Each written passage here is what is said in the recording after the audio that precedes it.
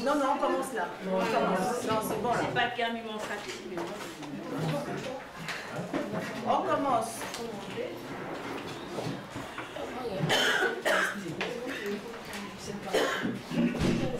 Donc voilà, bienvenue. On l'a lancé.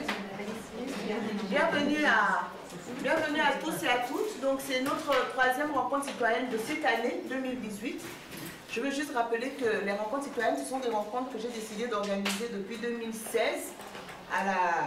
dans le cadre de la préparation de l'élection. Je me disais, l'élection c'est une affaire de citoyens, donc il fallait aller vers les citoyens gabonais et leur parler, les sensibiliser sur la situation de notre pays et surtout pourquoi il fallait qu'on change absolument de régime, pourquoi il fallait tout sauf Ali Bongo, pourquoi il faut absolument que, en tant que citoyens, nous prenions notre pays en main. Donc c'était ça le but.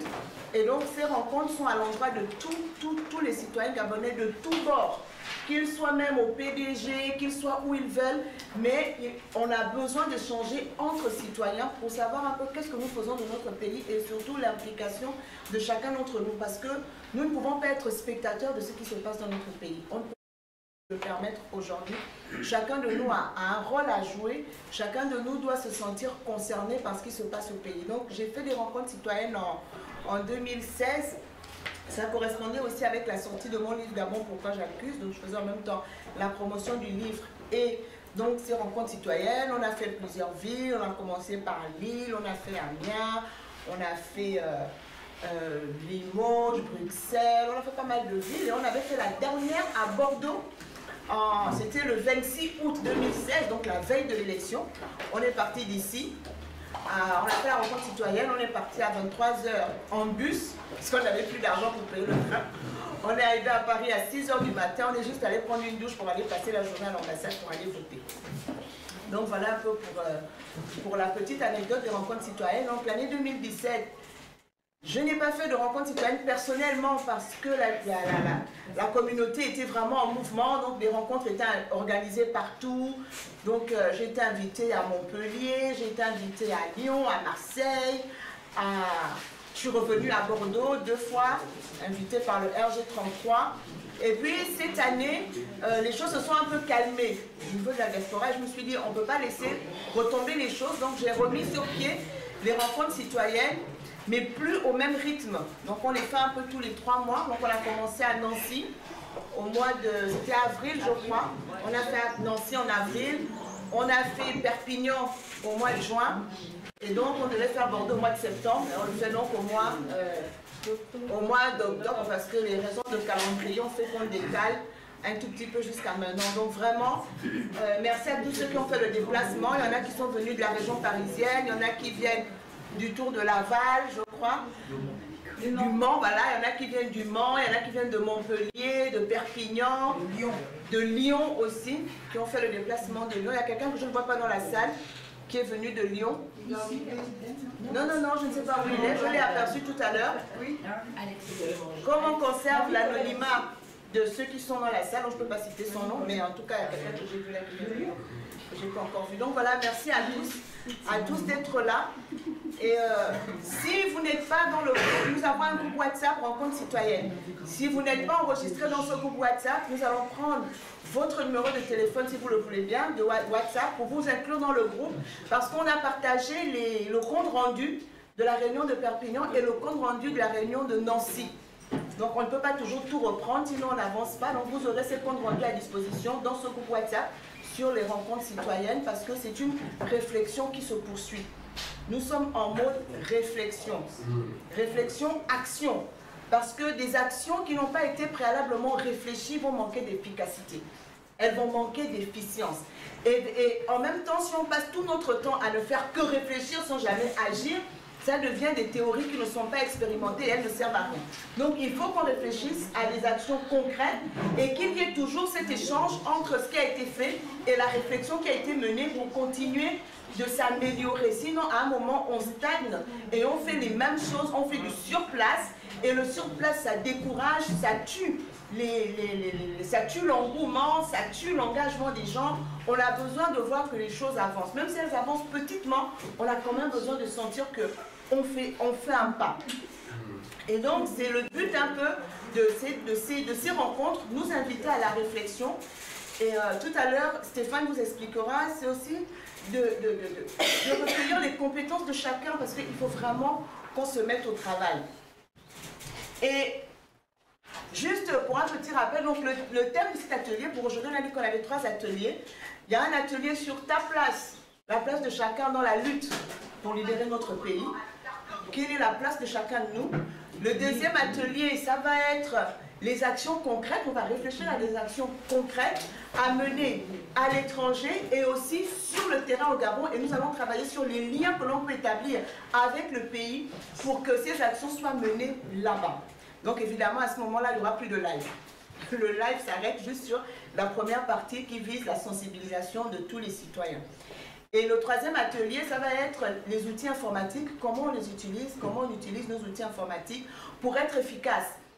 Il faut qu'on utilise Internet à bon escient pour instruire, pour sensibiliser, pour véhiculer des informations, pour lever un autre type de citoyens, des citoyens responsables qui aiment leur pays. Internet, c'est un véritable... C'est un formidable outil quand on sait l'utiliser. C'est dommage que l'on veuille transformer Internet uniquement comme, en poubelle géante, en déchetterie, là où on trouve toute forme de déchets. Et il ne faut pas que nous utilisions Internet comme une déchetterie. Internet doit être pour nous un outil pour arriver à notre objectif qui est celui de libérer notre pays et de travailler à la construction du Gabon dont nous rêvons. Et donc nous allons travailler là-dessus, comment être plus efficace sur les réseaux sociaux. J'espère que certains ont amené leur vieux téléphone comme on a demandé. Ces vieux téléphones peuvent servir parce qu'il y a des personnes au pays qui veulent agir. Notre contact avec eux, c'est par les réseaux sociaux, c'est par Internet, c'est par Telegram, c'est par WhatsApp. Donc quand on a des vieux téléphones, on peut les leur envoyer, bien les configurer de façon à les rendre aussi opérationnels dans le combat. Vous ne pouvez pas savoir combien de jeunes gens m'écrivent à chaque fois, je leur demande est-ce que tu as un WhatsApp? Quand ils disent oui, on leur envoie de la documentation par WhatsApp pour qu'ils puissent lire, pour qu'ils puissent s'instruire, parce qu'ils veulent faire quelque chose, mais il faut qu'ils le fassent bien. Donc on commence par les instruire, on commence par leur envoyer des documents, et ça on peut le faire facilement par WhatsApp et par les autres moyens que nous avons, les autres outils des nouvelles technologies. Donc par rapport à cet atelier, ce que je voulais nous dire, c'est nous faire un peu un rappel de la situation du pays. Nous la connaissons. Mais c'est toujours bien de rappeler, parce que nous ne devons pas perdre de vue la situation de notre pays. C'est elle qui fait qu'on est debout. C'est cette situation qui fait que nous avons fait des centaines de kilomètres pour être là. On a accepté de venir de loin, on a laissé nos familles, on a laissé tout, parce que cette situation nous tient à cœur. Et souvent, parfois les gens ne comprennent pas le sens de notre engagement. Mais c'est notre pays, il est en nous, il est au plus profond de nous. On ne peut pas rester indifférent. Et si nous sommes indifférents, comme disait Grégory Ngouaminsa, qui va faire le Gabon à notre place? Personne ne fera le Gabon à notre place. C'est à nous de faire le Gabon dont nous rêvons. Et donc, cette situation est une situation catastrophique parce que ceux qui gouvernent aujourd'hui manquent de considération pour les populations. Les populations gabonaises, c'est comme si elles n'existaient pas. Et ils ont installé un climat qui est tel qu'aujourd'hui, les Gabonais se sentent méprisés chez eux. Pas se sentent, ils sont méprisés chez eux. Je ne sais pas ce que ça vous a fait de voir ces vidéos où des Chinois, sans être xénophobes, frappent des Gabonais dans leur propre pays. Ça veut dire que vous avez des vidéos qui circulent où on voit des Chinois qui bastonnent un étudiant noir en Chine. Et vous voyez les mêmes vidéos, ils frappent des Gabonais de la même manière dans leur propre pays. C'est quand même aberrant. Ça veut dire que le citoyen gabonais aujourd'hui, n'importe qui peut lui marcher dessus au Gabon, il n'y a personne qui le défend. Il n'y a personne. Les entreprises vont gonfler les factures, chacun fait ce qu'il veut. Mais celui qui paye, c'est toujours le citoyen gabonais.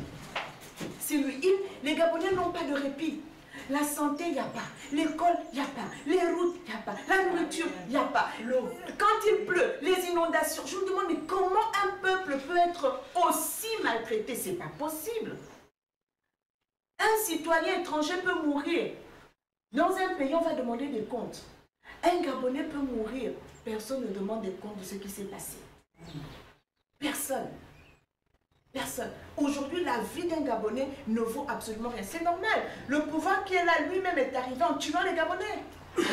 Donc, s'ils n'ont pas de considération pour la vie des Gabonais, ils ont transmis ce manque de considération à l'ensemble du pays. C'est un manque de considération ambiant. Vous allez même dans les administrations, les directeurs n'ont pas égard à ceux qui travaillent. Il n'y a rien, vous n'avez aucune revendication que vous pouvez faire valoir au Gabon pour laquelle on va vous donner raison. Les Gabonais doivent se taire, subir, et puis la vie continue. Et nous avons dit, nous ne pouvons pas. Le pillage des ressources se poursuit. Le pays continue d'être volé. Il n'y a pas de souci. On est revenu aujourd'hui au programme d'ajustement structurel qui ont prévalu dans les années 80 et qui ont fait des dégâts dans les économies africaines. On le sait. Mais c'est là que le Gabon se trouve encore aujourd'hui. Quand un pays comme le Ghana dit que lui n'a plus besoin du FMI, le Gabon, lui, va encore frapper à la porte du FMI. Pourquoi? Parce que l'argent qu'on a eu a simplement été volé. Et nous nous retrouvons avec ce qu'on appelle une dette creuse. C'est-à-dire que ce sont des dettes qui n'ont servi à rien. Pas construire une route, pas construire une école, rien du tout. Et c'est à nous de les rembourser. C'est aux enfants de nos enfants de rembourser cet argent qui dort dans les comptes d'Akromessi à Singapour, qui dort dans les comptes de Liban Suleiman, je ne sais dans quel pays, comment il s'appelle, c'est Lucan qui a été cité dans les Panama Papers. Et cet argent, c'est nous qui le remboursons. Ce sont nos enfants, les enfants de nos enfants. À tel point qu'aujourd'hui, il n'y a plus de bourse au Gabon. L'unique campus universitaire qui existait a disparu. Nous sommes au mois d'octobre, le 20, la rentrée n'a toujours pas eu lieu. Il n'y a toujours pas de rentrée scolaire au Gabon. Ça veut dire que le pays est dans un état de délabrement très avancé. Je ne parle même plus des privations des libertés fondamentales puisqu'on a le droit de rien faire, on a le droit absolument de rien dire. Des lois liberticides ont été votées, comme la loi du 3 août 2017, dans laquelle il est clairement dit qu'il est interdit maintenant de tenir une réunion comme celle qu'on tient là, parler de politique, y compris dans les domiciles privés sans autorisation. Ça veut dire que là, si on était au Gabon, ça veut dire qu'on parle de politique. Dans mon salon, on est capable de venir nous arrêter et c'est légal. Tout ça a été légalisé, personne ne dit rien. C'est passé comme ça, comme lettre à la poste. Les violations flagrantes des droits humains, elles sont là, légion, des arrestations arbitraires. Alors on nous dit qu'il n'y a pas de prisonniers politiques. Quand nous tous on sait que Bertrand Zibi est un prisonnier politique. Quand on sait que Landry Washington est un prisonnier politique. Quand on sait que Massavala, qui d'autre encore? Hervé Mombo. Oyogo, matricule 001, Hervé Mombo. Qu'est-ce qu'il a fait, Hervé Mombo? Vraiment. Et d'autres anonymes. À part ces vidéos et tous les anonymes qu'on ne connaît pas, les emprisonnements, les disparitions forcées. Les Stampis, c'est les disparitions forcées. On ne sait pas où ils sont. Et il y en a qui estiment que dans ce contexte-là, on doit normaliser la relation avec les gens de ce pouvoir. On doit rire avec eux, n'est-ce pas? On va aller s'asseoir avec eux. Je vous dis, même si mon propre père qui m'a mis au monde était partisan du régime de Bongo, je ne lui parlerai pas. Ça, c'est clair. Il faut qu'on arrête à un moment donné. Il faut qu'on arrive à leur faire comprendre que vous avez dépassé les bornes des limites. Que là, vous êtes allé trop loin. Et nous ne pouvons pas vous suivre. Si on ne leur montre pas par notre comportement qu'ils sont allés trop loin, vous savez, ils s'attendent à ce qu'avec le temps, nous fassions comme les autres sont en train de faire, aller rigoler avec eux au stade devant un match de foot. Sous prétexte qu'on aime le foot. Le stade est grand. Le stade est grand. Tu aurais pu aller t'asseoir ailleurs. Et pas à cette tribune d'honneur à rire avec des assassins. Ces gars-là ont planifié des assassinats. Vous savez, je me suis retrouvée un jour dans une chaîne de télé avec Cyril Ona. Et puis on arrive avant l'émission. Il vient vers moi. Bonjour Laurent. Mais je l'ai ignoré. Vraiment.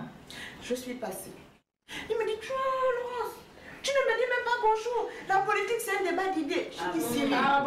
Je dis Cyril, la politique est un débat d'idées jusqu'au jour où vous avez planifié et exécuté des assassinats sur des compatriotes. Ça ne peut plus être un débat d'idées. À partir du moment où vous avez décidé de tuer, vous avez décidé d'emprisonner. Je dis, ce n'est pas un débat d'idées. Je lui ai dit, Cyril, tous les nazis qui ont été jugés après la Seconde Guerre mondiale, vous pensez qu'ils étaient devant la chambre à gaz? Vous pensez qu'ils étaient tous devant le four crématoire? Vous pensez qu'ils étaient tous devant la fosse commune pour enterrer les juifs? Non, ils ont servi un régime qui avait du sang sur les mains. J'ai dit, le régime d'Ali Bongo est assis sur le sang des Gabonais. Et quiconque le soutient a le même sang sur ses mains. Exactement. Et je lui ai dit, Cyril, je refuse de salir mes mains en te saluant parce que tu vas me contaminer ton sang. Je ne te saluerai pas. Je dis, je ne te saluerai pas. Je dis, je n'ai rien contre toi, mais tu sais que tant que tu soutiendras ce régime, quand tu me vois, tu passes. Tu passes. À un moment donné, il faut qu'on sache ce qu'on veut. Il faut qu'on sache ce qu'on veut. Et il y a un moment donné, on a dit, une révolution citoyenne, il faut un élément déclencheur. Et cette élection doit être notre élément déclencheur. Le mouvement de résistance que nous avons commencé ne doit pas faiblir. Ali Bongo attend qu'on faiblisse. Et bien ceux qui ont toujours mangé avec lui n'ont qu'à faiblir. Nous, on ne faiblira pas. On va leur rappeler jusqu'au bout qu'ils sont des assassins et qu'ils ne méritent pas de diriger notre pays. On ne doit pas céder. S'ils reconnaissaient au moins leurs erreurs, depuis 2 ans, Ali Bongo a reconnu quoi? Quel est le geste qu'il a, quel est l'acte qu'il a posé pour dire qu'il veut la réconciliation nationale? Ça veut dire que c'est vous qu'on vole, c'est vous qu'on tue, et c'est vous qui avez la réconciliation avec le bourreau? C'est vous qui voulez aller manger avec lui? Mais vous l'encouragez? Excusez-moi de citer la Bible, mais la Bible dit que si on fait grâce aux méchants, il n'apprend pas la justice. Et il se livre à la pratique de l'iniquité dans le pays de la droiture. Donc si on fait grâce aux méchants, il n'apprend pas la justice. Si on leur fait grâce dans la situation où ils sont, on normalise la situation, on rigole avec eux, on mange avec eux, vous voulez qu'ils apprennent comment la justice? Vous voulez qu'ils apprennent comment qu'ils sont allés trop loin? Nous devons adopter un comportement sans rancune. Tout ce qu'on veut, c'est qu'ils reconnaissent qu'ils sont allés loin. S'ils ne le reconnaissent pas, il n'y a pas de relation à normaliser. Il n'y a pas de relation à normaliser. Il n'y a pas à aller rigoler avec eux dans un stade au prétexte qu'on veut sur un match de foot. La vie des Gabonais est plus importante que le match de foot. La vie d'un Gabonais est plus importante que tout. Vous imaginez les mères qui pleurent encore leurs enfants? Ceux qui ne sauront jamais ce que leurs parents sont devenus depuis le 31 août. Qu'est-ce qu'on dit à la mère de Stimpy Obam? Qu'est-ce qu'on dit à la mère de Bertrand Zibi? Qu'est-ce qu'on dit à la mère d'Ave Mombo? On va dire quoi à la femme de Grand Calais? Armel Mwende. Grand Calais m'a envoyé un message le 2 janvier 2018. La grande bonne année. Le même soir, il disparaît. Jusqu'aujourd'hui, on n'a pas de nouvelles. Personne ne dit rien. Personne ne revendique rien du tout. Et on veut faire croire qu'on est pour le peuple. Quand le peuple disparaît, quand les gens sont emprisonnés, les gens sont dans une pauvreté extrême. Les fonctionnaires n'ont pas de salaire. On a un fonds social qui est bouillonnant. Personne ne s'intéresse au fonds social. Les gens ont mis des dizaines de millions pour aller à une élection. On leur avait déjà dit, vous savez que les tricheurs tricheront. Vous cherchez quoi en fait? Tous les millions que les gens ont mis, il y en a qui ont mis 80 millions pour faire campagne. Et ils n'ont même pas gagné l'élection. Si on avait mis l'argent là, ne fût-ce que pour faire les toilettes dans les écoles publiques, qui n'en ont pas, les toilettes. Et ils vont vous dire que non, parce que je les ai entendus dire que non, tant que le pouvoir de Bongo est là, c'est pas à nous d'arranger le pays, sinon ça va leur profiter. Parce que vous croyez que quand vous avez payé l'école d'un enfant, il va étudier ça à Ali Bongo. Vous pensez vraiment? Oh, ils ne vont pas nous laisser faire. Mais commencez. Et on dira à la face du monde qu'ils nous empêchent de construire les écoles, ils nous empêchent d'améliorer les conditions de vie des populations et on va lutter. Parce que nous, ce qui nous intéresse, c'est les conditions de vie de nos compatriotes. Ce n'est pas le pouvoir pour le pouvoir. Ce n'est pas le pouvoir pour le pouvoir. Nous estimons que les richesses du Gabon sont suffisantes pour que chaque Gabonais mange à sa faim. Pour que les enfants gabonais aient des écoles dignes de ce nom. Pour que l'université gabonaise soit l'une des meilleures au monde. On en a les moyens, c'est tout ce que nous voulons. S'il y en a qui n'ont pas compris ça, notre positionnement va les amener à comprendre ce que nous voulons. Ils vont finir par le comprendre. Nous et de notre détermination dans l'avenir de chacun de nous. Nous allons y arriver. Vous savez, lorsque Pacom Moubélé me reçoit le 4 mai 2016, et qu'il me demande, oui, mais madame, donc dites-nous exactement qu'est-ce que vous voulez. Le président a besoin que vous le souteniez. Vous savez, il y a des gens qui ont demandé beaucoup d'argent pour le soutenir, ils l'ont eu. Vous voulez quoi? J'ai dit à Pacom Moubélé, il est encore vivant. Je lui ai dit, Pacom Moubélé, mon prix à moi, Ce sont des écoles pour les Gabonais. Ce sont des routes, ce sont des hôpitaux, ce sont des logements sociaux. Quand vous aurez fait ça, rappelez-moi. Je dis, quand vous êtes venu nous voir à Paris en 2012, vous êtes venu avec le plan stratégique Gabon émergent en disant voilà ce qu'on va faire. Et je me rends compte 3 ans après, c'était en 2015, oui, 2015, c'était en 2015. Je dis voilà 3 ans, vous n'avez absolument rien fait. Je n'ai pas besoin d'argent. Par contre, Moubele avait avec lui un attaché caisse. Plein de liasses de billets. Il a ouvert l'attaché caisse. Je ne dis pas comme Moubele. Si on vous a appris que tout le monde est corrupté, je vous dis que moi, mon salaire, moi, mon prix, c'est le bien-être des Gabonais. Quand vous allez commencer, vous m'appelez. Et je suis partie. Il est encore vivant, il est resté avec son argent. Il faut qu'on leur montre qu'aujourd'hui, il y a une nouvelle génération de Gabonais. Des Gabonais qui n'ont pas de prix. Des Gabonais qu'on ne va pas transformer en petits de quelqu'un. Oui, exactement. Parce que nous sommes les petits du Gabon. Et c'est ce Gabon-là que nous voulons construire. Résister pour nous, ils veulent des sujets soumis. Des sujets qu'ils frappent, vous ne parlez pas. Ils tuent vos enfants, vous ne parlez pas. Ils vous volent, vous applaudissez. Voilà ce qu'ils veulent. Nous, nous voulons transformer ces sujets soumis en citoyens.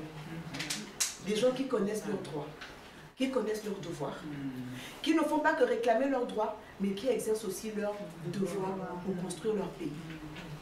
Et c'est pour ça que la sensibilisation est importante. C'est pour ça qu'on ne doit pas se lasser de parler, qu'on doit utiliser les réseaux sociaux que nous avons dans ce but. On ne peut pas sensibiliser sans parler. Il faut qu'on... Si on doit radoter les mêmes choses, faisons-le. Le message doit passer. Ils veulent des spectateurs impassibles. Des gens qui regardent seulement. Avec le fameux, on va encore faire comme... C'est comme ça. Ah, notre Gabon là, c'est comme ça. Tu vas aller où? Nous voulons partir des spectateurs impassibles aux acteurs. Nous voulons les transformer en acteurs. Nous-mêmes, on se transforme en acteurs et on transforme nos compatriotes en acteurs, des gens qui agissent. Nous voulons... La dictature sème la peur. La peur. C'est pour ça qu'ils tuent. C'est pour ça qu'ils enlèvent. C'est pour ça. Il y a eu une grève à la CNSS il y a quelques temps. Dès que la grève a commencé, la première chose que, je ne sais pas, la fille ou le, je ne sais pas qui l'a scellé, on ne sait pas ce qu'elle est. Elle a décidé, première chose qu'elle décide, première chose qu'elle fait, c'est qu'elle lance une procédure de licenciement, elle lance une procédure de conseil de discipline, je ne sais pas, contre le président du syndicat, pour intimider. Elle a enclenché une procédure de licenciement. On l'a mis à pied avec 2 mois sans salaire, juste parce que la grève a commencé. Et Nicole Assélé insulte les Gabonais à la CNSS comme pas possible. Elle débarque dans les bureaux, elle dit aux gens, tu crois que tu es beau, tu es vilain. Elle insulte des pères et des mères de famille et elle leur dit, je ne crains personne, si ce n'est le président. Elle ose quand même prononcer le nom de Dieu. Je ne sais pas de quel Dieu elle parle. Voilà dans quel Gabon nos compatriotes vivent. Là où il y a des personnes qui se croient intouchables. Manika Bongo qui n'a jamais fait de politique, qui n'a pas été capable de faire tourner le comité Miss Gabon. Le comité Miss Gabon, elle n'a pas pu le faire tourner. Elle va se présenter à Bongoville. Elle est désignée députée avec 98% des voix des personnes qui ont été en face d'elle emprisonnées. Ah, c'est quoi ça?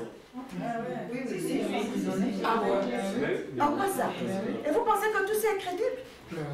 98%. Les gens qui sont partis, ils oublient qu'un député initie des textes de loi. Elle s'est écrit.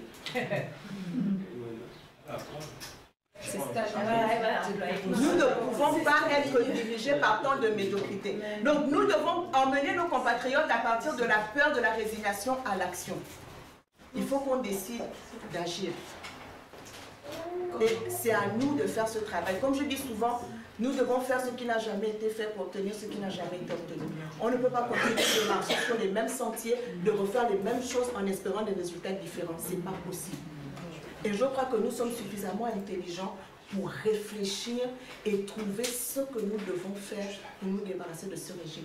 Les gens qui comptent sur les élections, c'est mort. 2009, il a failli connaître le processus. 2016, il a fait pire. 2023, là, ce qu'il réserve là, on n'a jamais vu, on n'a jamais entendu. Donc, si on le laisse là jusqu'en 2023, on se prépare à rayer le Gabon de la carte du monde. Nous devons tout faire pour qu'il parte avant 2023. Pour chasser un dictateur, on n'a pas besoin d'une élection. On n'en a pas besoin. Si c'était le cas, il ne serait plus là. Il ne serait plus là.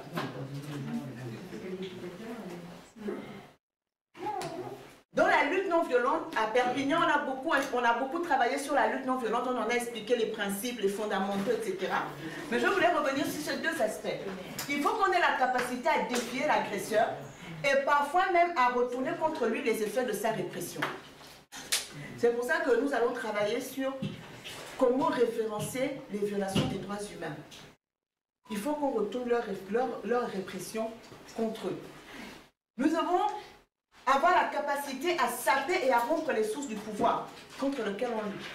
On a travaillé la dernière fois sur identifier les différentes sources du pouvoir. Quelles sont leurs forces? Quels sont les piliers? Une fois qu'on les a identifiés, on va mener des actions ciblées à l'endroit de chaque source du pouvoir, chaque pilier, pour pouvoir ébranler le pouvoir. Ce ne sont pas des choses qui se font comme ça là parce qu'on se lève un bon matin, parce qu'on crie Ali Bongo dégage. On peut crier Ali Bongo dégage, toute notre vie sera toujours là. Il y a des stratégies pour faire tomber une dictature. Certains les ont déjà expérimentées. Et si le cas du Gabon ne coïncide pas à ce qui a déjà été fait, nous devons nous transcender et trouver ce qui correspond à notre cas. Mais on ne peut pas laisser. Les autres ont transcendé, ils ont trouvé ce qui correspondait à leur cas. Quand on voit un dictateur comme Slobodan Milosevic, personne ne pensait qu'une révolution citoyenne menée par un groupe de rock, parce que Hotpot c'était un groupe de rock, pouvait le faire tomber. Mais ils ont cru qu'ils pouvaient. C'était des chanteurs de rock. Ils ont dit notre pays ne peut pas. Ils se sont mobilisés, ils ont travaillé à cette révolution petit à petit, année après année. Ils ont eu Milosevic. Milosevic est parti. Donc il y a de quoi faire. Mais nous devons savoir comment nous y prendre. Et dans la lutte non violente, il y a trois types d'attitudes. Il y a les protestations symboliques, ça nous savons faire, les marches, les sit-ins, mais il n'y a pas que ça. Et même dans les protestations symboliques, il n'y a pas que les marches et les sit-ins.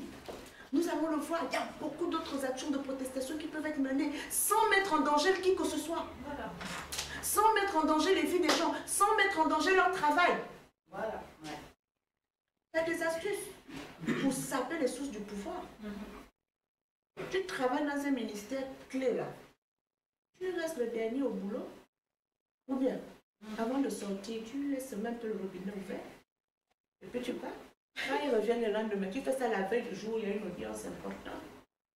Quand ils reviennent, tous les bureaux sont liés. Inondation.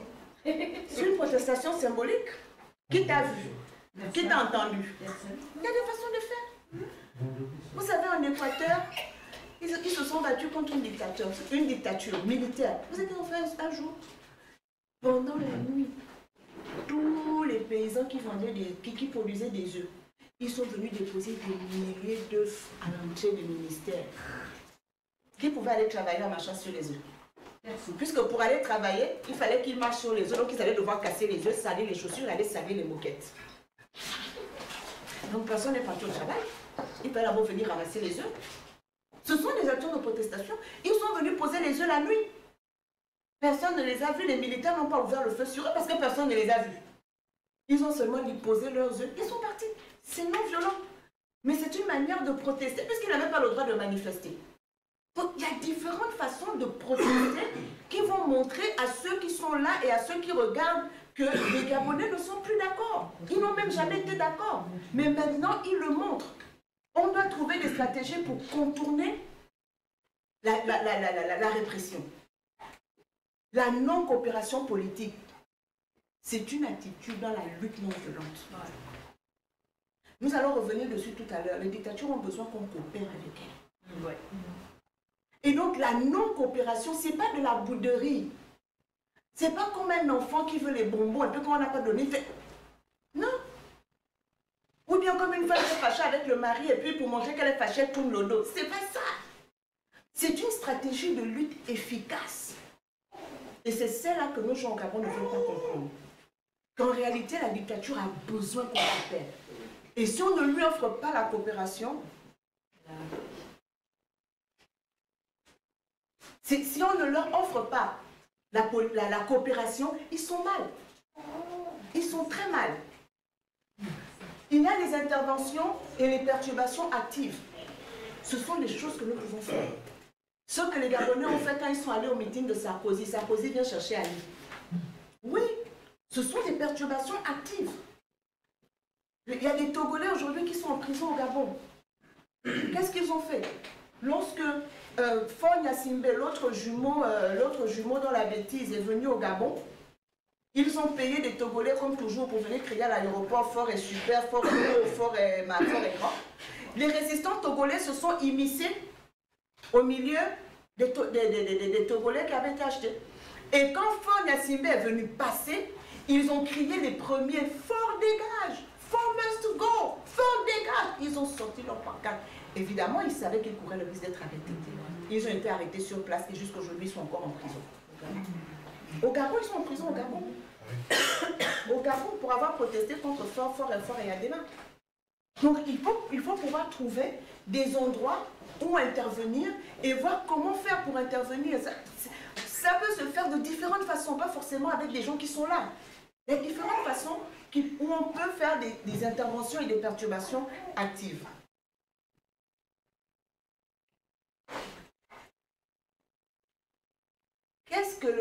Comment la dictature fait pour se maintenir? Et ça, c'est un point, j'aimerais vraiment que tous ceux qui se disent résistants, qui veulent faire tomber cette dictature, l'entendent. La dictature empêche la levée de toute forme de leadership dans le pays. Elle empêche que des rassemblements se fassent. Pas simplement des rassemblements parce qu'on a fait une marche ou un sit-in, mais que des mouvements se créent autour des idées, autour d'une idéologie, autour de leaders qui ont la capacité de leur résister en face. C'est à ça qu'ils travaillent. Donc pour ça, parce qu'ils savent que, qu'est-ce qui va les renverser? La dictature, c'est une marque de fabrique. Il faut qu'il y ait une marque en face pour que les gens aient le choix. Si les gens ne voient pas qu'il y a quelque chose qui bouge et qui a la capacité de faire tomber cette dictature, les gens n'adhèrent pas. Il y a beaucoup de gens qui veulent se battre contre la dictature, mais ils vont aller où? Ils ne savent pas où aller. Ils ne savent pas à qui se joindre. Donc ils sont seuls dans leur coin. Ils pensent. Mais qu'est-ce qu'ils font? Dès qu'ils voient une tête qui émerge, quelqu'un qui peut rassembler, il faut couper la tête. Si on ne peut pas tuer physiquement, on va essayer de tuer la parole de la personne. On va essayer de la décrédibiliser. Si on ne trouve pas quoi faire, ils vont dans la diffamation, ils sèment la suspicion, de manière à ce que cette personne soit isolée et qu'elle ne puisse jamais rassembler pour venir les ébranler. C'est pour ça que quand on est dans un mouvement citoyen, dans une résistance, comme on dit, on ne peut pas être exclusif. On ne peut pas être à la recherche des espions. Tel est un espion, tel est un espion. Depuis que vous cherchez les espions d'Ali Bongo dans la résistance, on est où? On est où? Du jour au lendemain, vous apprenez que tel est maintenant espion. Tel est maintenant, on taxe tout le monde d'espions. Je vous en prie, dans cette salle, s'il y a un espion d'Ali Bongo, qu'est-ce qu'il peut me faire? Qu'est-ce que je dis là que je n'ai pas l'habitude de dire, qu'Ali Bongo ne sait pas que je dis? Qu'ils viennent me trouver. Des gens viennent à une marche, on va leur demander que toi, pourquoi tu es là? D'habitude, tu n'es jamais là. Tu fais quoi aujourd'hui? Les gens ont le droit de se joindre au mouvement quand ils peuvent et quand ils veulent. Qu'est-ce qu'ils peuvent faire? Prendre des photos, c'est tout. En dehors du fait que si un pion d'Ali Bongo vient à la marche, en dehors du fait qu'il grossit les rangs de notre marche, qu'est-ce qu'il peut nous faire? La photo, il peut prendre la photo. Mais quand tu viens toi-même à la marche, prépare-toi ce qu'on te prend en photo. C'est tout. Et vous pensez vraiment que si Ali Bongo veut des informations, il a besoin d'envoyer quelqu'un au Chokadeo? Il faut quand même qu'on soit sérieux. Et voilà comment on sème la suspicion, on sème la zizanie. Dès qu'il y a une tête qui s'élève, non, celle-là, vous ne connaissez pas ses motivations. Laissez, elle veut juste prendre le pouvoir. Voilà. Mais votre problème est à quel niveau?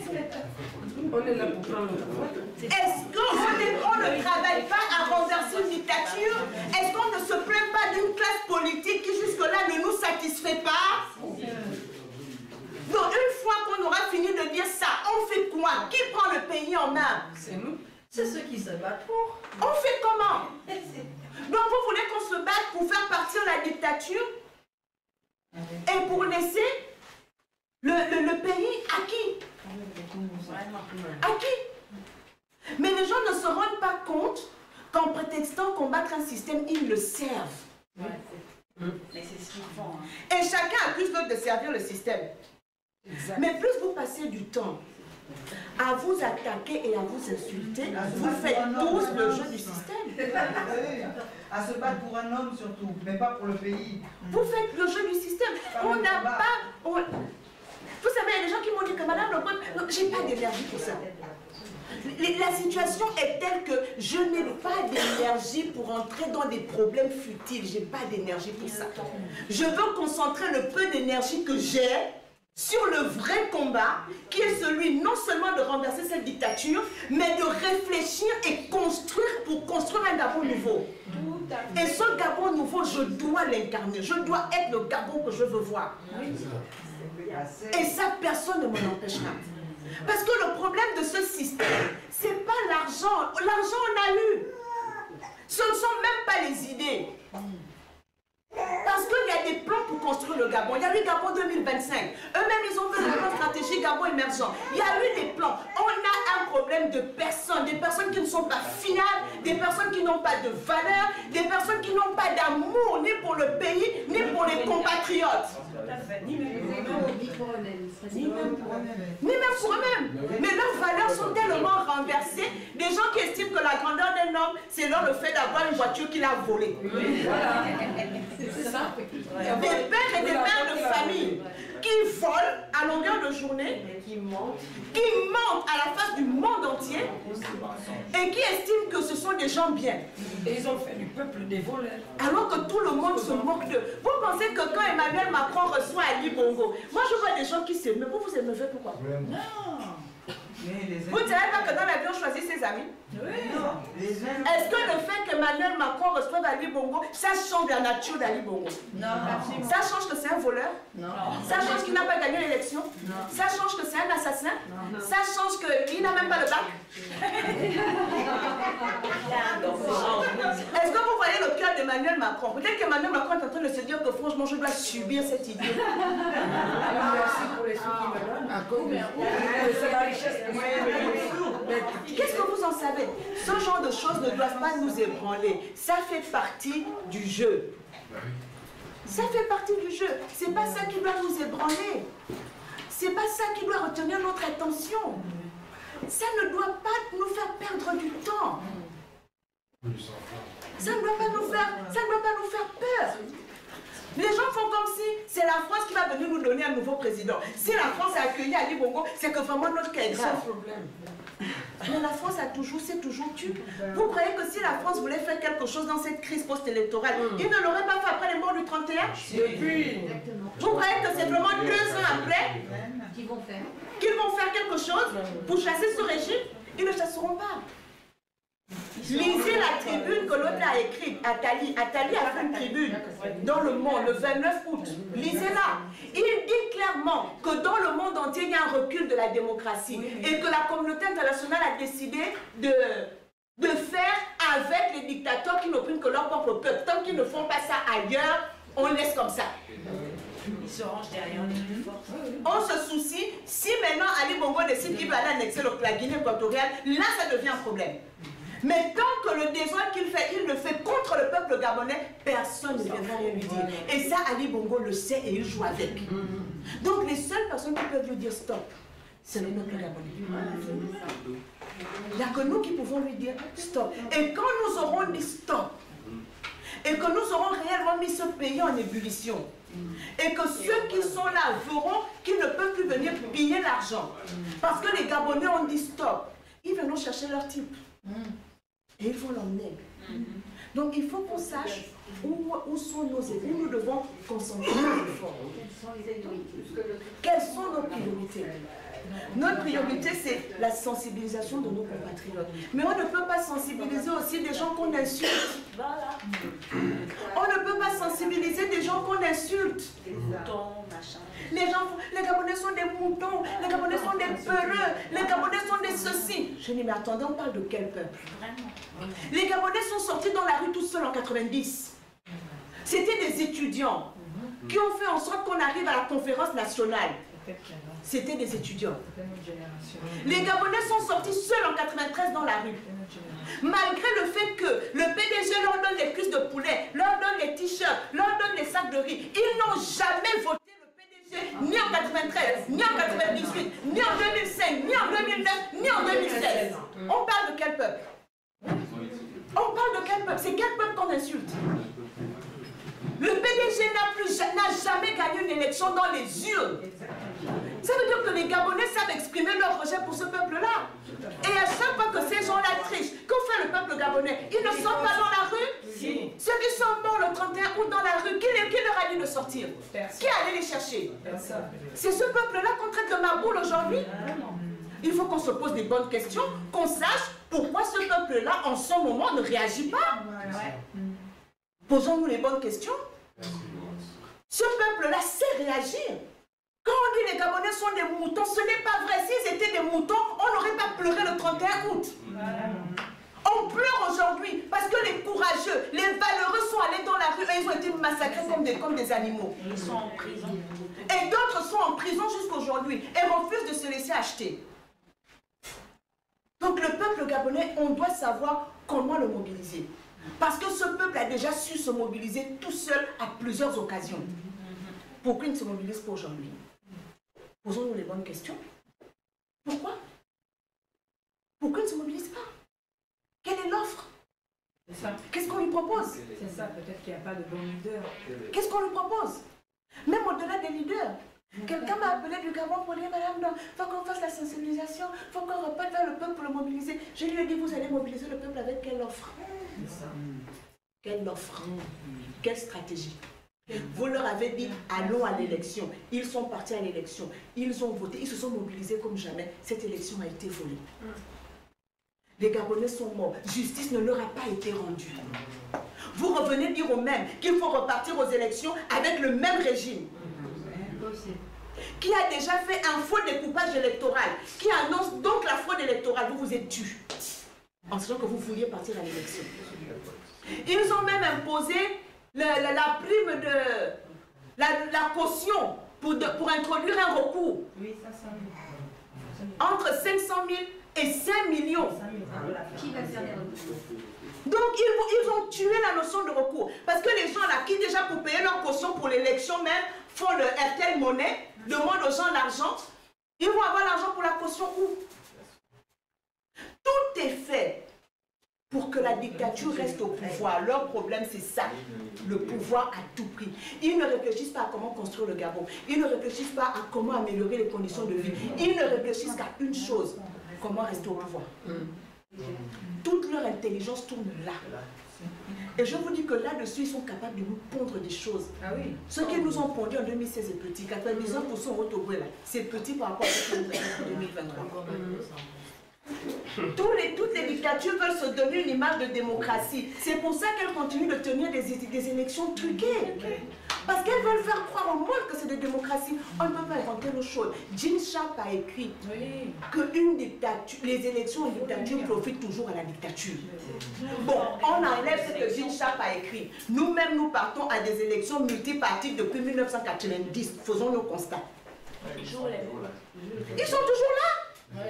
Comment on peut nier l'évidence? Là en puissance.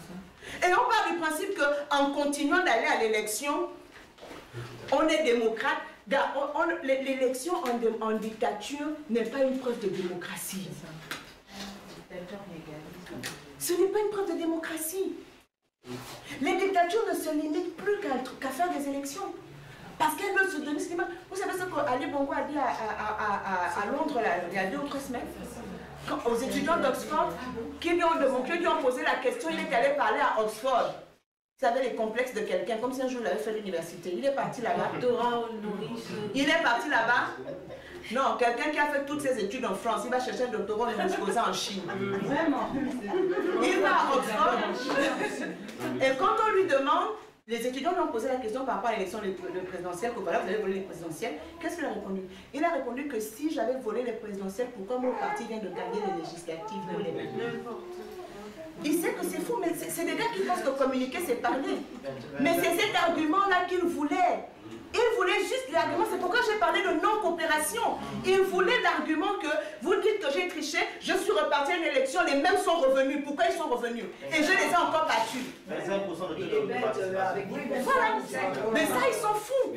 C'est pour ça que si toute l'opposition avait tenu de façon mordicus en disant on n'y va pas, c'est tout. On n'aurait jamais. Il fallait tout seul. Il n'allait pas avoir cet alibi. Il n'aurait pas cet alibi de 1.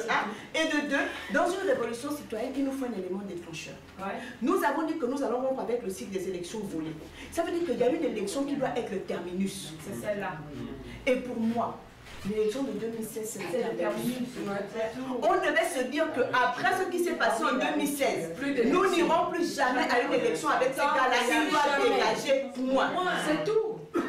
On nous a sorti les théories, la politique de la chaise vide. C'est pas bon. Vous avez rempli la chaise. Ils ont rempli la chaise. Ils attendent maintenant 2023.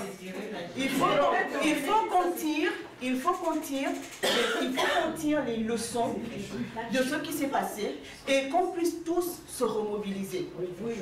Moi, je n'étais pas pour le fait que l'on ait diabolisé ceux qui voulaient partir aux législatives. Peut-être qu'ils n'avaient pas encore la preuve qu'ils voulaient. Ils sont partis. On doit toujours rester dans un esprit de conciliation et dans un esprit d'ouverture. Je vous dis, si on tire à boulet rouge dans ceux qui se disent opposition, nous faisons le camp de l'ennemi. On peut avoir nos divergences de point de vue. Moi, je n'étais pas pour cette élection parce que la preuve était là. Mais je me suis empêchée de dénigrer. Je me suis empêchée d'attaquer. Je me suis empêchée d'insulter. Ceux qui sont partis aux législatives ne sont pas mes ennemis. Certains parmi eux sont partis parce qu'ils croyaient vraiment bien faire. Et j'espère que maintenant, on va tous tomber d'accord sur le fait que les élections en dictature ne servent que la dictature.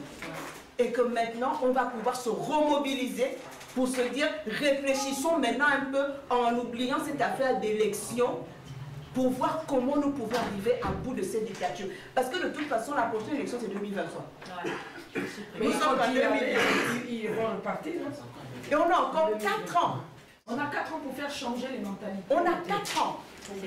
Donc vous voulez dire que pendant 4 ans, on ne va rien faire ou on va travailler dans l'ombre en espérant qu'en 2023, ce sera la bonne élection? Non, moi je ne crois pas. C'est Là c'est trop tard. On va mobiliser. Donc pour entretenir le simulacre de démocratie, la dictature a besoin d'une opposition. Elle l'a eu, hein. Donc, à défaut de fabriquer son opposition, elle choisit l'opposition qu'elle décide de tolérer. C'est pour ça que certains sont en prison et d'autres dehors. C'est elle qui décide de qui elle tolère et de qui elle ne tolère. Parce que pour jouer le jeu, elle a besoin d'une opposition qui joue le jeu. C'est pour ça que la non-coopération politique est une technique de résistance. Ce n'est pas la politique de la chaise vide, parce qu'elle a besoin de montrer à la face du monde que j'organise les élections, elle a besoin de montrer à la face du monde que voilà, on s'assoit avec les opposants, on parle. La dictature a besoin de ça. Mais notre opposition ne sait pas utiliser cette arme. Étant donné qu'ils ont besoin de ça, s'ils avaient mis sur la table, en tenant mordicus, que nous n'irons pas à l'élection tant qu'il n'y a un prisonnier politique en prison, ils auraient cédé sur les prisonniers politiques. Bien sûr. Qu'est-ce qui s'est passé en Guinée équatoriale? Obiangema a voulu un semblant de paix, il a voulu appeler les opposants autour d'une table. L'opposition a tenu mordicus en disant, nous ne viendrons pas négocier, nous ne viendrons pas à ta table, tant que certains d'entre nous seront toujours en prison. Il a fini par les libérer. Il a libéré les prisonniers politiques. Il a libéré parce que l'opposition équato-guinéenne a tenu mordicus. Moi, j'ai reçu dans mon WhatsApp des photos d'opposants politiques équato-guinéens morts en prison, morts sous la torture. On m'a envoyé les photos. Dit madame, donc celui-là vient de mourir en torture.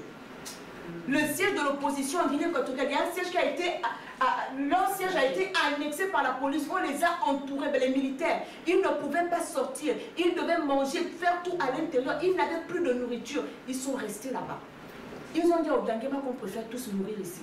À un moment, il a compris qu'il doit se donner un visage de démocrate. Ouais. Il doit faire semblant. Mais c'est parce que cette opposition a tenu bon. En Côte d'Ivoire, les gens ont tenu bon. Ouattara a dû libérer Mme Barrow. Oui. Comment se fait-il qu'au Gabon, Ali Bongo ne bouge pas d'un iota? On n'arrive même pas à obtenir la libération des prisonniers politiques. Parce qu'on a les enfants ont disparu. Les Gabonais disparaissent. Il n'y a personne pour mettre la pression, même pas leur famille. Pour dire que nos enfants sont où? Personne ne se lève. Et on prépare des élections comme si tout allait bien. Dans un pays comme ça, on ne peut pas faire ça. Nous, on va leur rappeler que la dernière élection, là, c'était notre terminus. Il y a quelque chose qui s'est brisé, qui fait que ce ne sera reconstruit que quand ce régime sera à terre. S'ils ne sont pas à terre, comme je l'ai écrit sur mon blog, en tuant comme ils ont tué là, ils pensaient nous mettre à terre. Mais ils nous ont mis debout. Et nous resterons debout jusqu'à ce qu'eux soient à terre. C'est tout. Ali Bongo a fait preuve d'une violence inouïe parce qu'il se disait que cette fois les Gabonais étant des peureux, ils vont se taire. Mais nous, on refuse de se taire. On ne va pas se taire. Et on ne va pas leur offrir la coopération qu'ils veulent. Ils veulent qu'on coopère. Et on coopère de différentes façons. Ils veulent pouvoir dire que ah, madame doit amener l'étude de telle chose au profit du Gabon. Il n'y a pas. Tant que ce régime est là, moi je ne leur offrirai aucune once de coopération à aucun niveau. Parce qu'ils ne le méritent pas. Vous pouvez leur faire toutes les études que vous voulez. Ils ne les mettront pas en œuvre. Parce qu'ils ne veulent pas. C'est une question de volonté politique. Nous pouvons avoir des idées. Mais ils ne les mettront pas en œuvre parce qu'ils ne veulent pas. Ils ne veulent pas. Donc nous devons développer toutes les stratégies qu'il faut pour les mettre à terre. Et donc l'engagement dans cette lutte-là, j'ai mis que c'est d'abord un engagement personnel. C'est une décision que chacun a prise. Et dans la lutte que nous menons, nous ne voulons pas de suiveurs. Il n'y a personne ici qui suit Laurence, donc chacun est venu là. Laurence n'a pas payé le billet de quelqu'un. Laurence n'a pas payé le transport de quelqu'un. Chacun a pris la décision de venir parce qu'il a à cœur son pays. Quelqu'un comme il s'appelle comment? Eyogedzan. C'est comme encore son prénom. Patrick. Patrick Eyogedzan. On a suivi, quand les camarades et compatriotes de la Dream Team l'ont interpellé aux États-Unis, qu'est-ce qu'il a dit?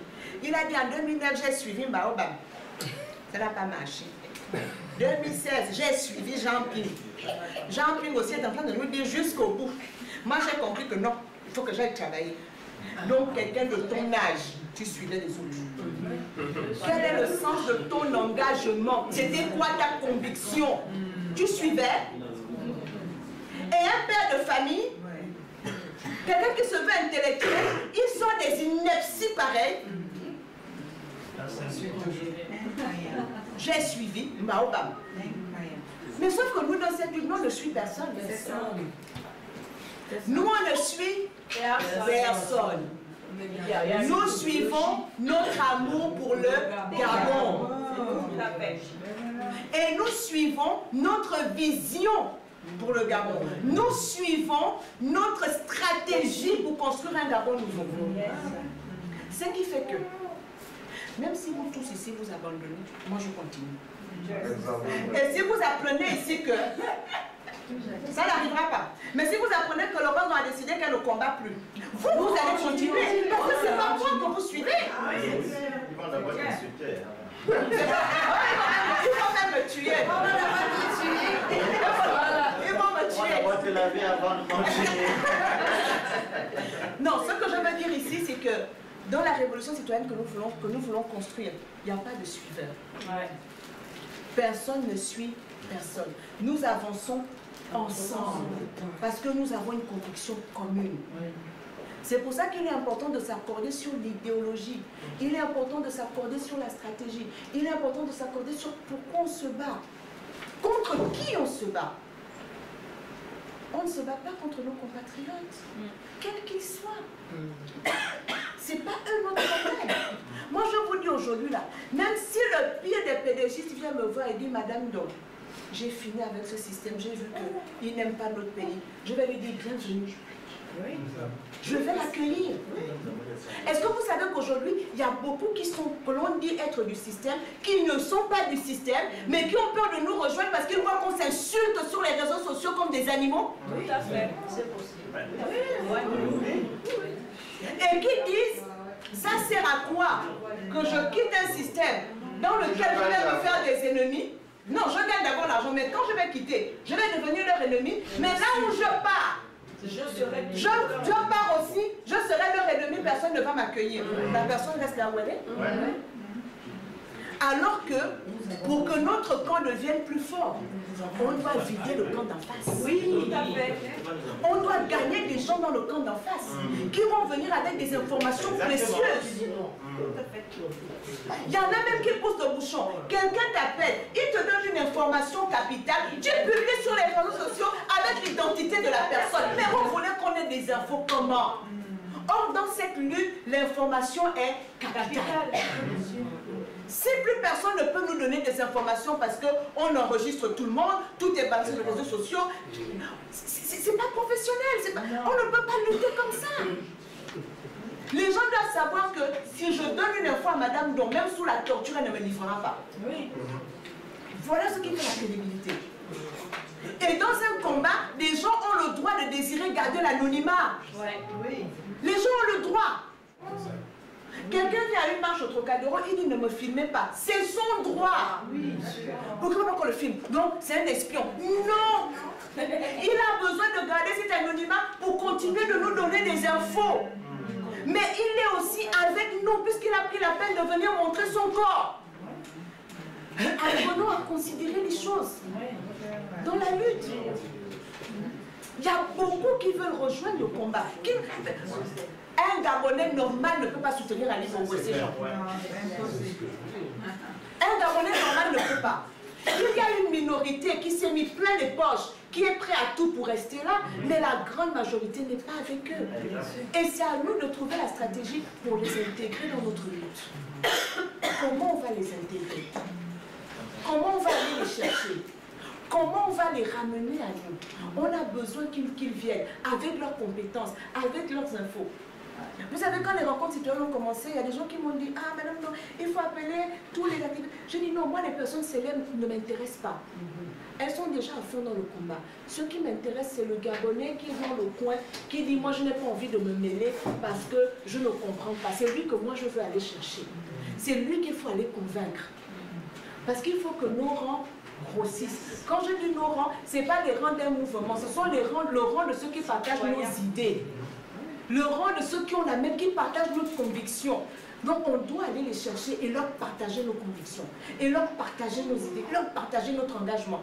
Et quand ils nous rejoignent, c'est comme ça qu'on va grossir. Grossir parce qu'on a des gens qui pensent comme nous. On a des gens qui sont prêts à agir comme nous. C'est ça la clé de notre lutte. Et c'est là où chacun doit trouver sa place. Chacun doit trouver sa place. Je peux convaincre combien de personnes autour de moi? Je peux convaincre deux, je peux convaincre trois, je peux aller chercher mon frère qui doute, je peux aller chercher, même celui qui travaille, même si celui dit qu'il est PDG, c'est pas grave. Je vais continuer de discuter avec lui jusqu'à ce que je vais le convaincre que, regarde, notre pays ne peut pas continuer comme ça. Parce que le pays est à terre. Donc on ne peut pas se permettre d'être exclusif. On ne peut pas se permettre d'être suspicieux. Je préfère être déçu parce que j'ai fait confiance à un compatriote que d'être suspicieuse et passer à côté de magnifiques compatriotes que j'aurais pu rencontrer et qui auraient pu se joindre efficacement à la lutte. Et depuis que je marche avec ces stratégies, je suis comme ça. Je suis quelqu'un qui ouvre et qui aime les gens. Mykolos est là. Quand Mykolos m'a contacté en 2016 pour venir faire la rencontre citoyenne à Bordeaux, je ne l'avais jamais vu. Je ne le connaissais pas. Il m'a écrit sur Messenger. Il m'a dit, la grande, j'ai vu que tu fais une tournée, est-ce que tu peux venir à Bordeaux? Je lui ai dit, il n'y a pas de problème, je viens. Est-ce que tu peux aider à organiser? Il m'a dit, tu veux que je fasse quoi? J'ai dit, tu loues une salle. Moi-même, je vais déjà payer la salle. Je lui ai donné le budget. J'ai dit, et puis, on fait la mobilisation dans Bordeaux. Je ne le connais pas, Nicolas, je ne le connaissais pas. Je n'ai pas soupçonné que, est-ce que c'est pas un pion d'Ali Bongo? Est-ce qu'il ne va pas aller me tuer? Est-ce qu'il ne va pas aller me manger? Et il va me faire quoi? Il va me faire ceci. J'ai dit, je préfère faire confiance. Si je suis déçue, c'est pas grave. Parce que je veux parler aux Gabonais. Parce que je veux sensibiliser les Gabonais. Quand je suis donnée à la rencontre citoyenne le 26 août 2016, c'était la première fois que je connais Nicolas. Je lui ai donné mon numéro de téléphone. J'ai un seul numéro de téléphone. Je n'ai pas dit ça. Je lui ai donné mon numéro de téléphone, appelle-moi. On a tout préparé par téléphone. Je ne le connaissais ni d'Adam ni d'Ève. Je ne l'avais jamais vu. Et je suis venue à cette rencontre citoyenne à Bordeaux et ça s'est super bien passé. Et quand je suis arrivée, il m'a dit, Agnès, j'ai payé la moitié de la salle. Comme ça, toi aussi, tu payes la moitié. Comment on a fait dans la fête? Je dis, il n'y a pas de souci. On a payé la salle moitié. C'est comme ça que ma relation avec Nicolas est née. Il est là. Je n'ai pas soupçonné. Et dans toutes les villes où je suis allée, ça a été comme ça. Des compatriotes qui me contenaient par Facebook. Voici maman Solange, qui est là, Solange Bizot. Elle m'a appelé, ma fille, je veux que tu viennes à Montpellier. J'ai dit oui, je viens. Elle m'a dit, oh, est-ce que tu peux venir dormir chez moi? J'ai dit, il n'y a pas de problème, je vais dormir dans ta maison. Je lui ai même demandé que tu peux me faire du mal. Elle m'a dit non, j'ai dit bah alors. Elle m'a dit non, parce qu'on m'a dit que oh, tu ne dors qu'à l'hôtel. J'ai dit oublie-moi ça. J'ai dit, est-ce que tu peux me faire du mal si je viens chez toi? Elle m'a dit non. J'ai dit donc je vais venir chez toi. Oublie l'hôtel. Elle m'a dit mais on nous a dit que tu ne manges qu'au restaurant. J'ai dit allez manger quoi? La fille de grenouille. Fais-moi le bouillon de carpe et puis je vais venir manger à la maison, maman. Il n'y a pas de problème. Je ne la connaissais pas. Je n'avais toujours qu'une photo au Caléro. Je ne me souvenais même plus. Je suis allée à Bordeaux. J'ai dormi chez elle. Elle m'a fait le bouillon de carpe. À Montpellier, pardon. Elle m'a fait le bouillon de carpe. J'ai mangé ça la nuit. J'ai mangé ça à 6 h du matin avant d'aller prendre l'avion. J'ai dit que je ne mange pas les croissants. J'ai pris mon bouillon de carpe. Je suis partie. Aujourd'hui, ce manger-là. On ne peut pas se permettre d'être exclusif quand on veut rassembler, quand on veut combattre pour un pays. On ne peut pas être suspicieux. On ne peut pas. Et aujourd'hui, au lieu de rassembler, nous jouons le jeu du pouvoir en divisant. Nous jouons le jeu en empêchant qu'il y ait un leadership fort qui naisse et qui puisse aller comme une vague contre ce régime. C'est ce qu'ils font. Hein. Et c'est terrible parce qu'ils se servent de ceux qui se disent résistants eux-mêmes pour tuer les gens dans leur sein. Je vous dis, 90% des diffamations dont j'ai fait l'objet sur Internet venaient de ceux qui se disent résistants. Mais oui, exact.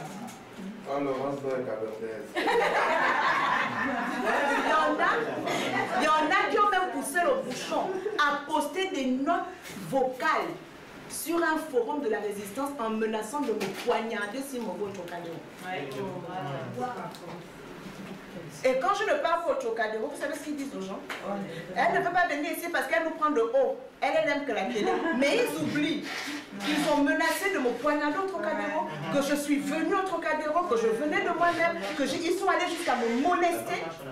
Des jeunes sont venus me voir en me disant, Madame Doron, on vous demande pardon parce qu'au Ranelagh, on nous a demandé de vous faire du mal si on vous voit au Trocadéro, parce qu'il faut qu'on vous humilie publiquement pour que vous arrêtiez de passer à la télé, parce qu'ils disent que quand vous passez à la télé, vous leur volez la vedette. Les enfants sont venus me demander pardon. On en était là. Et je me suis dit, si je dois mourir pour le Gabon, je préfère que ce soit Ali Bongo qui me tue, et pas un résistant aigri à qui je n'ai jamais rien fait.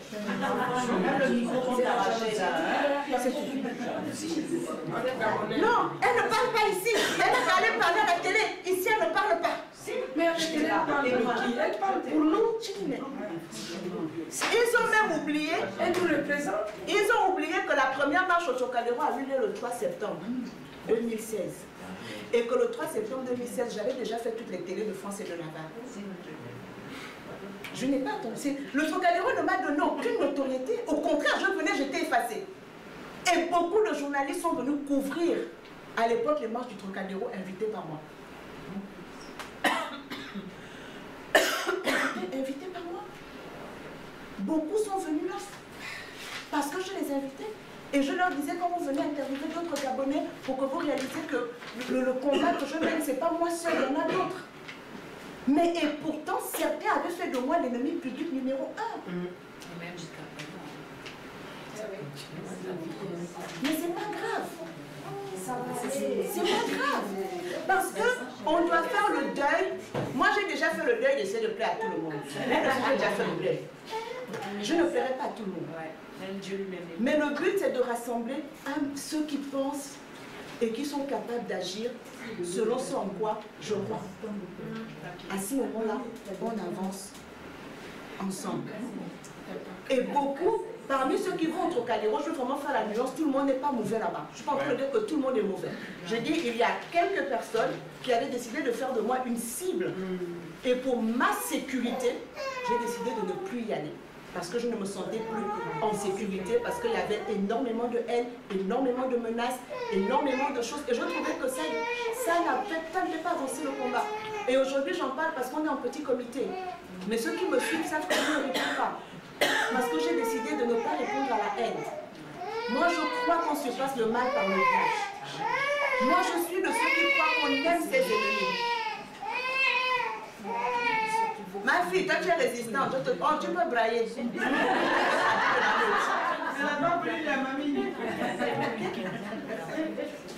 Donc je crois aussi que nous devons être aussi ces combattants qui ne cèdent pas à l'appel de la haine, parce que c'est jouer le jeu de ceux qui veulent diviser. Lorsqu'on est victime de la haine, on doit surpasser la haine en montrant aux gens que nous, on n'a pas de haine vis-à-vis d'eux. Que nous, on n'a pas de ressentiment. Parce que moi, je comprends que ce qui se passe, je connais je sais ce qui tire les ficelles derrière. Je sais que ça sert à un système qui veut se maintenir. Et donc, il faut qu'on soit suffisamment mature. Vous savez, quand vous connaissez votre adversaire, vous savez dans quoi il veut vous entraîner. C'est à vous d'être intelligent pour dire, je ne tombe pas là. Moi, je vais là. Je dis non. Il y en a qui veulent vous entraîner dans la boue. Mais là, il faut pas descendre dans la boue. C'est pas possible. Donc, à nous de resserrer notre combat et savoir quelle est notre place. Chacun doit situer sa place par rapport à ses compétences. Parce qu'un pays se construit lorsque chacun est à sa bonne place. On ne peut pas prendre le médecin, vouloir le traiter comme un infirmier, et prendre l'infirmier, vouloir en faire un médecin. Ça ne peut pas marcher. C'est pour ça que chacun de nous doit être doit connaître son domaine de compétences. Parce que c'est en étant chacun à sa bonne place qu'on avance tous ensemble. Vous savez, quand vous regardez les étoiles, une étoile n'a jamais eu peur de l'éclat d'une autre étoile. Toutes les étoiles brillent dans le ciel. Et comme je le dis dans mon livre, plus la nuit est noire, plus il faut des étoiles pour éclairer. Et la nuit dans laquelle ils ont plongé notre pays est telle qu'il faut des étoiles qui se mettent ensemble pour éclairer cette nuit en attendant que le jour se lève. Donc on n'a pas besoin d'être ennemis les uns des autres. On a besoin de savoir où est-ce que moi je peux être le plus utile. Et je suis là où je peux être le plus utile pour que la marche avance. Ce que je ne sais pas faire, je m'appuie sur celui qui sait le faire. Et je fais ce que je sais faire. Voici le Gabon que nous voulons construire. Un Gabon où mon frère n'est pas mon adversaire, mon frère est mon allié. Mais vous savez ce que le système a construit? Le système a construit la division sur... En fait, comme il ne comptait pas sur les compétences, c'était quoi? Il y avait des roitelets. On te fait croire que toi, tu peux être le chef de la province. Mais si tu n'es pas le chef de la province, c'est parce que l'autre là existe. Donc, on vous met en conflit. On vous met en conflit. Bon, dans le gouvernement, il y a un seul premier ministre qui doit être fan de l'estuaire. Donc, tous les fans de l'estuaire qui doivent être premier ministre attaquent le premier ministre puisqu'ils veulent sa place et il n'y en a qu'une seule. C'est comme ça que ça se passait. Hein? Bon, le TPG, lui, c'est toujours un Zébi. Donc, tous les Zébis qui travaillent au trésor veulent tuer le TPG pour qu'un jour, eux, ils soient TPG. C'est comme ça que ça marche. On n'a pas appris à coopérer pour être meilleur. On nous a toujours mis dans les antagonismes. Tu ne peux pas exister s'il y a l'autre. Alors qu'en réalité, tu existes mieux parce que l'autre est à côté de toi et l'autre te permet d'être meilleur. Comme toi, tu lui permets d'être meilleur. Et ils ont fait en sorte que tous les Gabonais se regardent comme les rivaux. Ouais, c'est exact. Comme les rivaux. Vous êtes médecins, tous, mais au lieu que vous travaillez à être ensemble, chacun veut être le meilleur des médecins. Chacun veut être le meilleur des pharmaciens. L'autre veut être le meilleur des professeurs. Mais on ne peut pas marcher comme ça. C'est ce qui fait qu'on est toujours en train de s'exclure mutuellement. Même si on est tous activistes, mais il faut que je sois l'activiste qui fait le plus de vues. Je dois être celui qui fait le plus de likes. Nicolas, c'est son style. Non, sortons de ça. Attends. Reviens. Donc, on va finir avec cette partie. L'engagement personnel pour des actions collectives. Mais ces actions collectives doivent être planifiées. Si on ne planifie pas nos actions, on va continuer de faire des choses à tout va. On est là-bas, on est là-bas, on est là-bas. Et dans les retombées, on dépense de l'énergie, on dépense de l'argent. Et à la fin de la journée, il n'y a rien. Et on perd les ressources. Et quand il y a des gens qui étaient, vous savez, il y a des gens qui sont des fonceurs. Vous savez, quelqu'un qui ne poursuit pas un objectif ne s'épuise jamais. Parce qu'il ne poursuit aucun objectif.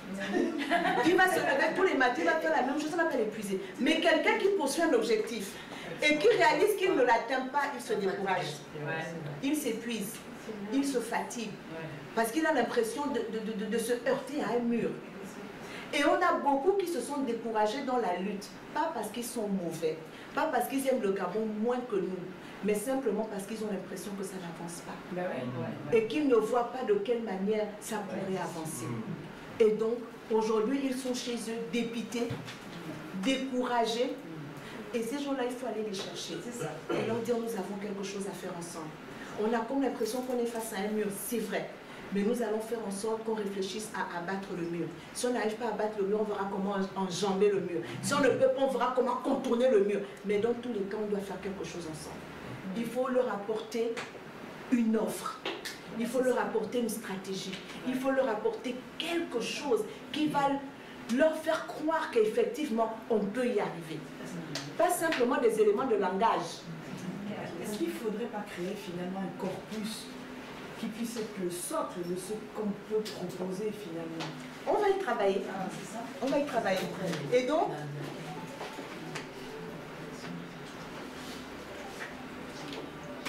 Et donc, il faut planifier. Dans la planification, c'est comme une lutte militaire. Pour une lutte militaire efficace requiert de stratégie. Donc, planification et mise en œuvre recherchée, l'action non violente tire elle aussi son succès d'une organisation stratégique parfaite. On doit planifier. Comment on planifie? La planification nous permet...